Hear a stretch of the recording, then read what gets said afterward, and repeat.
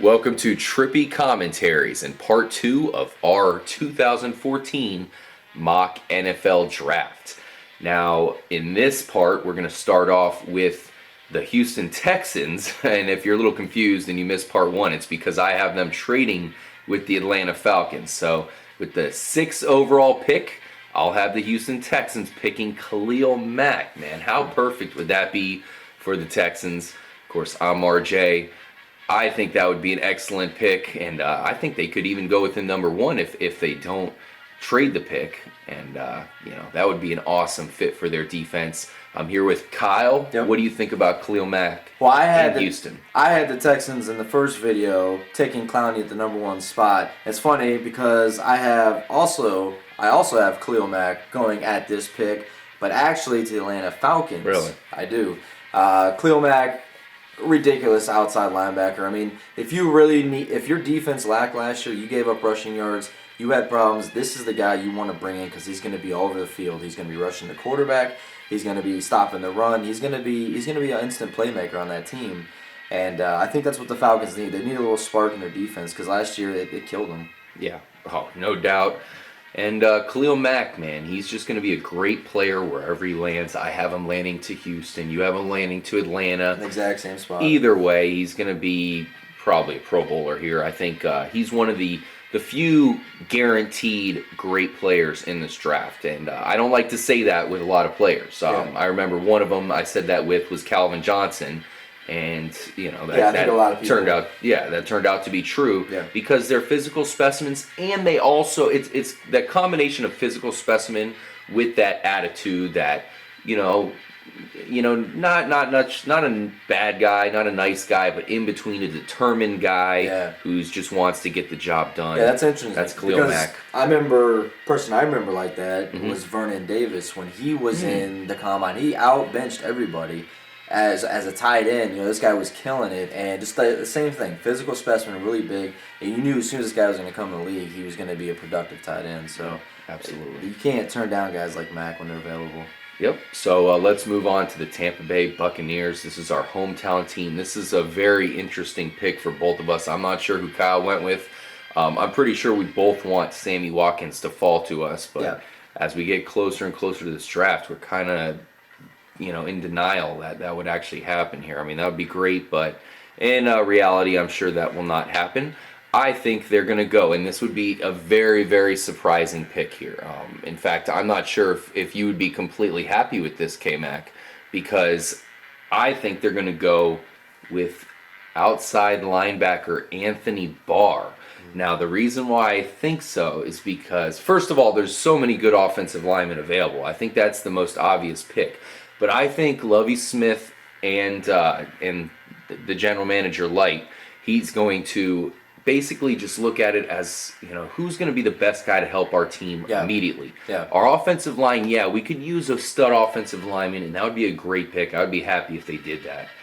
But the thing that would really stand out would be just get a really, really good defensive player, because let's face it, we're going to try to become a really good defensive team again. Mm-hmm. Our offense, if we have a good offense, that's going to be a cherry on top, but the main thing we got to do is resurrect this defense. I think they're going to look at it as, who is the best player right now who can come in and help our defense. That probably would have been Khalil Mack. He's not there. Jadeveon Clowney, that's a no-brainer. Mm-hmm. In this case, and I was thinking maybe C.J. Mosley, hell, maybe even Justin Gilbert, the cornerback. I mean, as Bucs fans, I don't think we'd be upset if we drafted Justin Gilbert. That would be a big help. Even though it would be stretching, we would be happy about that.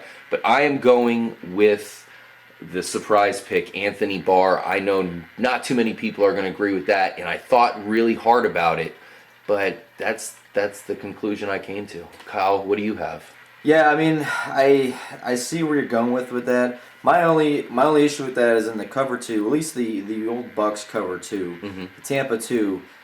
That outside linebacker position spot, which I believe is the strong or the weak side linebacker spot, is really not that important of a role in this Bucs defense. I mean, if you look at the old Bucs teams, the players that they had playing those positions when they had one of the best defenses of all time, they had guys that were, somewhat, subpar, decent defense, linebackers.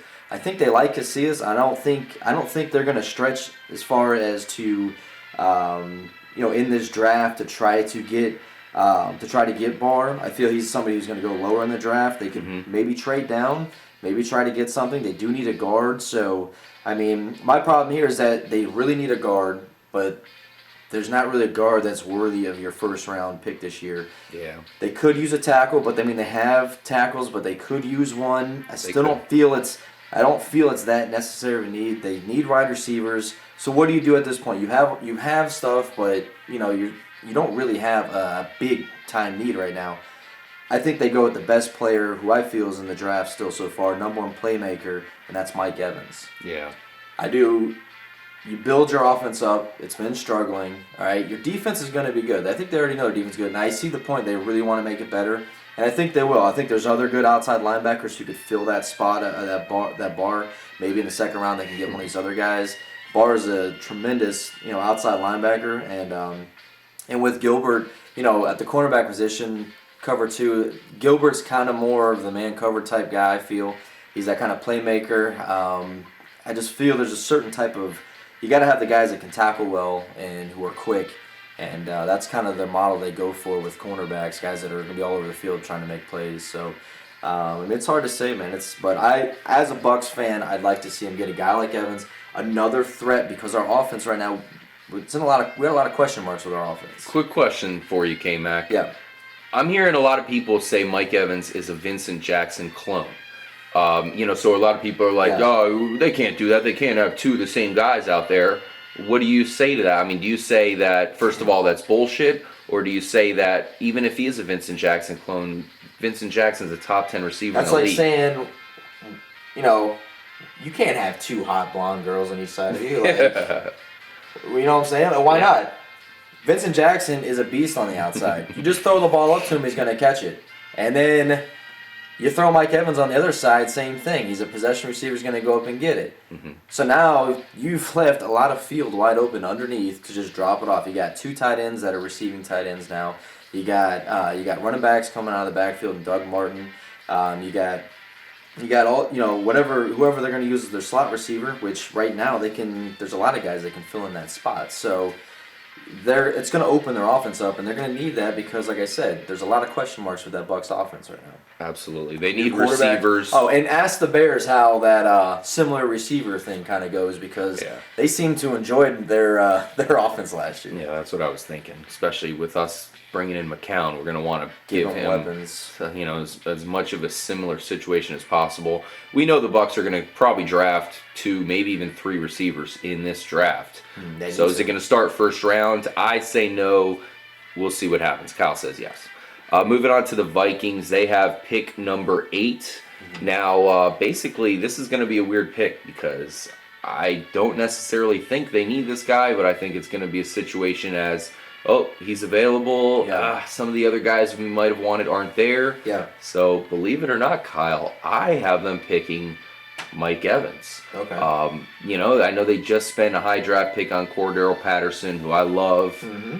I basically think that, put Mike Evans next to Cordell Patterson, combine him with Greg Jennings as well. I know they still have Jerome Simpson. That would make a hell of a wide receiver core. They do need a quarterback. I still think that they are going to get Derek Carr, but it looks like they're going to have no problem grabbing him in the second round here. I think he's going to fall easily to them. So I have them picking Mike Evans. I don't feel great about it. I just think it's a best player available situation. Yeah, that's exactly why I had the Bucs picking him the pick before that. It's funny you mentioned Derek Carr because this is my point in the draft where I'm thinking the first team that's kind of panicked a little bit and actually reached to get him. There's been a lot of talk on Derek Carr lately about how high he's moving up, and there's some teams that are really interested in him. I think the Vikings and Carr is a really good fit. You mentioned their offensive weapons that they have right now. I feel Carr is a quarterback that can go in there. Out of the quarterbacks that are left from this draft, at least in mine, I have Manziel is gone and Bortles is gone. I feel Carr is that number 3 guy right now who you take him, and I feel you can actually work an offense around him. So you have them picking Derek Carr. That was my Derek Carr original there for Vikings. Yeah, my original pick for them was Derek Carr, and when I first did the mock draft. Okay. And, So what's made you think that Carr will now fall the second round? I just think that, I mean, first of all, neither of us have Bridgewater going yet, and I think people are going to rate Bridgewater over Carr. Maybe a couple teams might have Carr, and one of those teams, in my opinion, like you said, is Minnesota. I think they do like Derek Carr over Bridgewater, so that would make sense. But I think they can wait. I think, Jimmy Garoppolo, he's another guy who's lifted up. We talked about Tom Savage. There's plenty of guys that people are saying, hey, we might draft this guy. We might draft an A.J. McCarron and see what happens. And that brings us right back to my initial point that I had in the first video there, talking about a first time we're ever going to see a potential number 1 overall pick possibly fall out of the first round. I'm talking about Bridgewater. I don't know what's happened in the past, 3 weeks, but it's probably been the worst 3 weeks for him because he just keeps falling and falling and falling, and a lot of people are rating him lower and lower on their list of who they feel talent-wise is the best, is the best quarterback. Yeah, I do have Teddy Bridgewater going in the first round, so we'll see where I do have too, him. but I've heard a lot of people totally knocking him out. I'm like, whoa, Me wait a too. second. We'll get to that later. Yeah, and I think it's going to be a team to basically be like, oh, he's there. Okay, we'll take him. But we'll get to that later on. I think we might agree on this pick. I have a hunch. So let's, Oh, really? With Buffalo Bills? Buffalo Bills here. Yeah, you might be right. Just because this guy is still available. What the fuck? Number 9 overall, and he's available. I think Buffalo would love to get Khalil Mack. I think they would love to get Mike Evans. But those guys are gone. So I think they're going to draft Jake Matthews, offensive tackle out of Texas A&M. Yeah, so you do not agree? You pick someone else?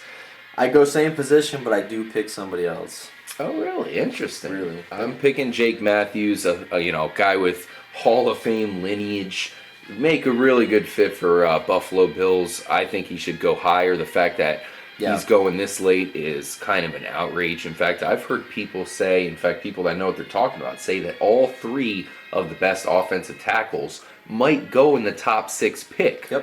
Or picks. I would love to see that, but I think that somehow Jake Matthews is going to fall to the number 9 overall pick, the Buffalo Bills. So who do you have them picking, Kyle? I have him picking Taylor Lewan. I think he's just a little bit better right now than Jake Matthews.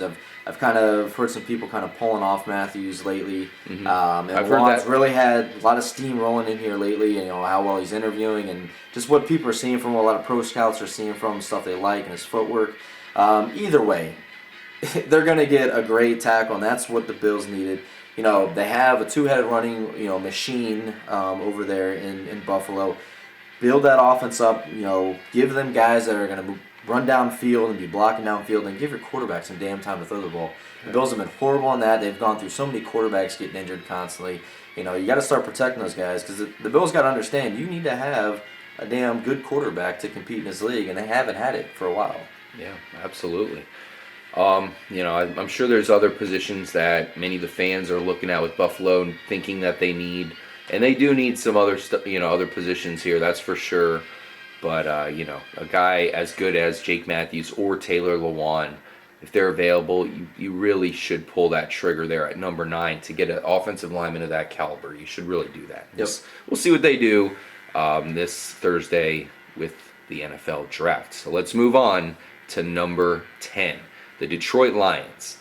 Very interesting team. One thing I truly believe they need to concentrate on here is defense. Yep. I know a lot of people want them to get another wide receiver in this draft to match up with Calvin Johnson. And trust me, there's going to be plenty of options here. There's plenty of good receivers available in the draft. You don't have to do it in the first round. Yeah.